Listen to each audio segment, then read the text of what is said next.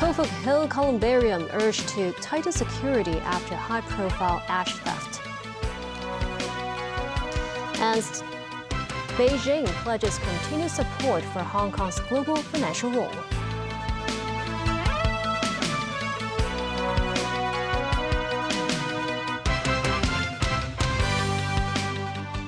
Former University of Hong Kong Associate Professor of Mechanical Engineering Chen Kie-chung has had his murder conviction and life imprisonment sentence overturned on appeal. At his retrial this morning, he was sentenced to 7 years and 4 months in prison after pleading guilty to manslaughter, which resulted in his wife's death. In August 2018, Chen Kie-chung, then the warden of HKU's Wayland Hall, reported to police that his wife Tina Chan was missing. Police later raided Chung's office and discovered Tina Chan's body inside a suitcase sealed in a wooden crate, and that Chung had strangled his wife with an electrical wire. Chung was charged with murder that same year. While he expressed willingness during the trial to plead guilty to manslaughter, the plea was rejected. According to the case, on the night of the incident, the defendant was kicked off the bed by his wife during a domestic argument. He reached under the bed to pick up slippers, felt an electrical wire, and then committed the killing. The defense cited a psychologist's report stating Chung had often been humiliated by his wife in front of others, amounting to emotional abuse. Suffering from depression at the time, Chung was said to have his rational judgment affected under extreme stress. The jury found him guilty of murder by a majority, and he was sentenced to life imprisonment. Chung successfully appealed last year. The Court of Appeal ruled that the trial judge improperly excluded psychological expert evidence when directing the jury on diminished responsibility and ordered a retrial. At the High Court, Chung, now 61, pleaded guilty to manslaughter, and the prosecution accepted the plea. He was sentenced to 7 years and 4 months in prison. The court revealed that Chung has already been remanded for 7 years and 2 months. He had earlier pleaded guilty to preventing the lawful burial of a body and was sentenced to 28 months imprisonment to be served concurrently. Several ash containers in a columbarium at Norfolk Hill in Shotton are suspected to have been stolen, including that of renowned martial arts film director Lau Ka-leung. It is understood that one person in connection with the case has been arrested. Celine Chan has more. At Norfolk Hill, the memorial plaque of the late Kung Fu movie director Lau Ka-leung remains intact. However, his widow Mary Sean Haimao disclosed on her social media that she received a call from the columbarium staff in August, informing her that her late husband's ashes had been stolen. Initially suspecting it to be a scam, she later confirmed the incident after speaking with the police. After opening the memorial compartment, she found Lau's ashes missing. Speaking in social media, Haimao said that in addition to her husband's ashes, other ashes were stolen as well. She made it clear that she would not pay any ransom for Lau's ashes. She believed that the stolen ashes are still in Hong Kong and appealed to the public for assistance in locating them. She said it was obvious that the security was inadequate as CCTV cameras were tampered with and gates were easy to break into, adding that the facility should have stationed more people on site or even get security dogs. Norfolk Hill also houses the memorials of several other late celebrities, including Leslie Cheung, Roman Tebb, and Lydia Shum. However, no notices regarding the incident were visible within the columbarium premises. Some members of the public expressed shock upon hearing the news. Mr. Lee says stealing or vandalizing a loved one's ashes is traumatic for the family. Ms. Kwok suggests the premises to install security cameras at every floor's entrance. Norfolk Hill has filed a police report regarding the incident. The case has been taken over by the Police Organized Crime and Triad Bureau for investigation. Celine Chan, TVB News. Hong Kong is playing host to the International Financial Leaders Investment Summit. In his speech, Chinese Vice Premier He Lifeng expresses hope that the city will seize new opportunities and further align with China's economic and financial development under the 15th Five-Year Plan. The Global Financial Leaders Investment Summit is about to begin. Now in its 4th year, the International Financial Leaders Investment Summit brings together around 300 global financial leaders. Delivering a keynote via video link, Chinese Vice Premier He Lifeng highlighted the resilience and vitality of China's economy, with Hong Kong continuing to play a vital role in national development. Han Lifeng says the 15th five-year plan proposal sets out specific strategic directions for Hong Kong. He hopes Hong Kong will seize the opportunity and strengthen cooperation with the mainland, while further consolidating its status as an international financial, shipping, trade, and innotech hub, and contributing even more to the country's overall development. Chief Executive John Lee says, despite global uncertainties, Hong Kong still presents abundant investment opportunities. I'm pleased to say, puts us number one in IPO fundraising worldwide. Meanwhile, Hong Kong is poised to become the world's largest cross-boundary wealth management center in the next few years.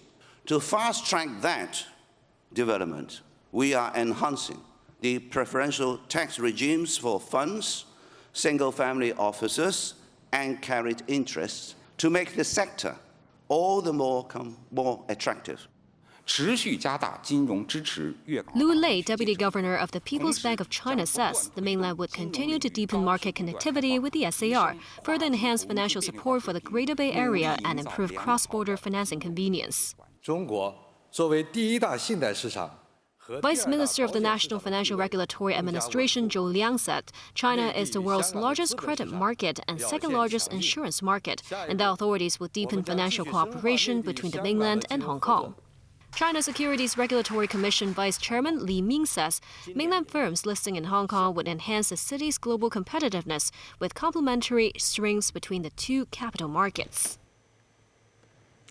A medical academic said potential breeding grounds for chikungunya virus exist in Hong Kong. There could also be infected patients who are so far undiscovered.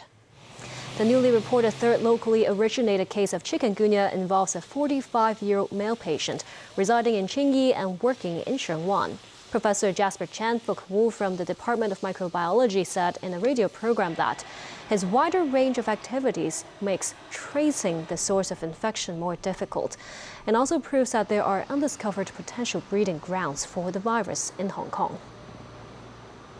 President Xi Jinping sought to expand mutual investment with Russia and affirmed Beijing's commitment to advance ties with Moscow despite turbulent external conditions, Chinese state media reported Tuesday.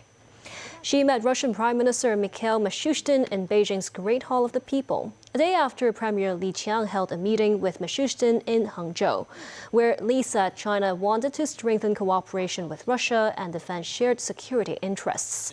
The Kremlin highlighted the significance of Mishustin's visit at a time when Russia is under major Western sanctions over its war in Ukraine and is looking to stem a recent slowdown in trade with China. She highlighted industries such as energy, agriculture, aerospace, digital economy, and green development, where the two countries could advance cooperation and foster new engines of growth. A trade and tariff deal was made after President Xi Jinping met with U.S. President Donald Trump in South Korea last week, with both sides making concessions. Renowned economist Professor Jeffrey Sachs, twice named among Time magazine's 100 most influential world leaders, gave his insights into the meeting and Sino-U.S. relations on TVB's Straight Talk program.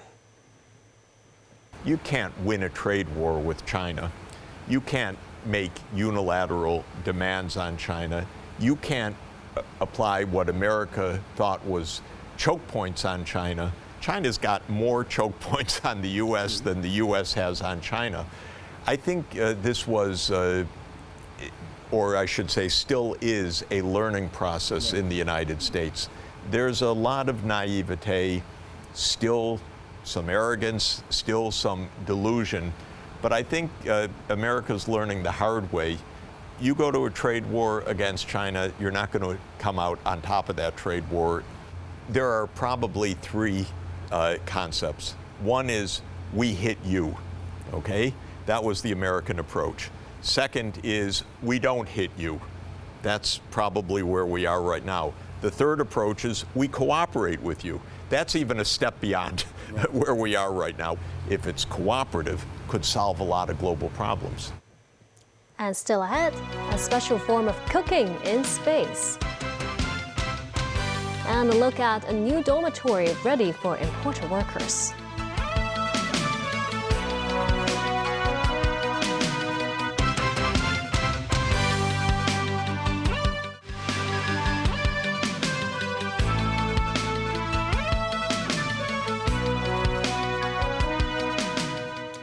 Welcome back. U.S. President Donald Trump's administration said it will partially fund the Supplemental Nutrition Assistance Program, or SNAP, for November, after two judges issued rulings requiring the government to keep the nation's largest food aid program running. This as the first glimmer towards ending a near-record-long federal government shutdown was seen in the Capitol on Monday. Tracy Furness has more. Top Senate Democrats and Republicans took to the floor of the Senate to debate the federal government's SNAP food assistance program after the Trump administration said it will partially fund it, even though courts ruled that everyone can receive full benefits.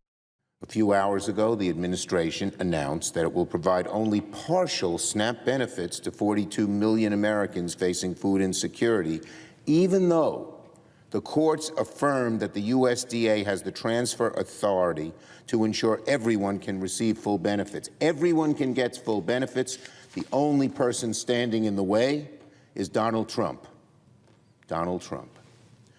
Even after the courts have spoken, the administration continues to use kids, seniors, disabled Americans, and working parents as political pawns, dangling the threat of hunger over their heads. Democrats shut down this government. Democrats have voted against reopening the government 13 times.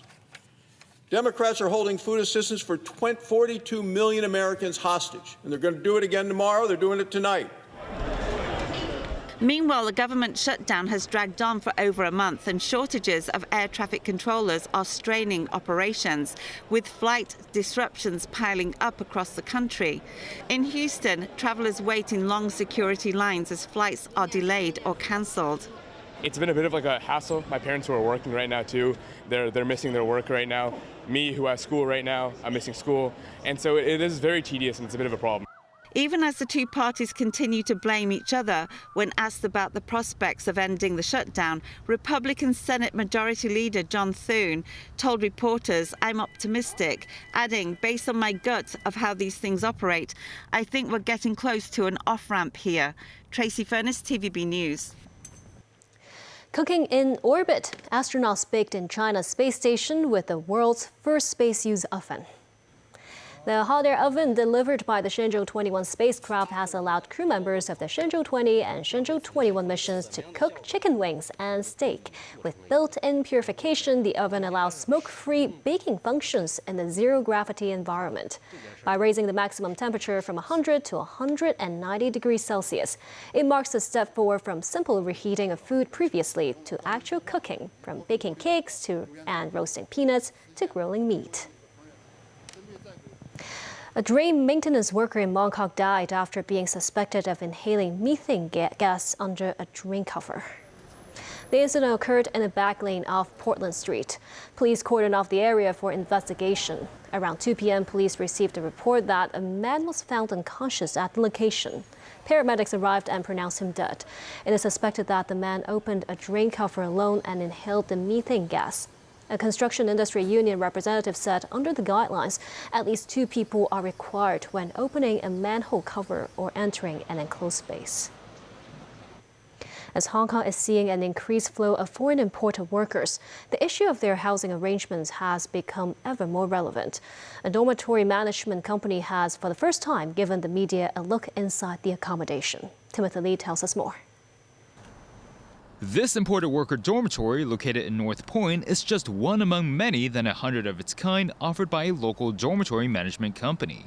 This 700 square feet residence, which contains 1 living room, 3 bedrooms, and 2 toilets, can house a maximum of 16 imported laborers and is ready for its first tenants this Thursday. As part of its plan to accommodate the more than 50,000 foreign workers that have arrived in the city as of May this year, the dormitory management company charges rent for its facilities at different prices in accordance with designated regions. To meet the rising demand of dorms, the company aims to provide up to 3,000 beds between 2026 and 2027. This as the dorm operator's business development director stressed residents must follow certain rules to ensure harmony among fellow tenants, adding that they will add new digital services in the near future to increase resident privacy. They cannot bring their friends to come to this dormitory, and they cannot drink or smoke so that they can live in harmony in our dormitory. we will install the smart lock for the main door so that every neighbor will have their own password, so that this will increase the security. In a bid to deter residents from breaking the rules, the dormitory operator installed CCTV cameras across all 120 of its current dormitories. The captured footage is cleared every 30 days. Timothy Lee, TVB News. And that's the news. Thank you for watching.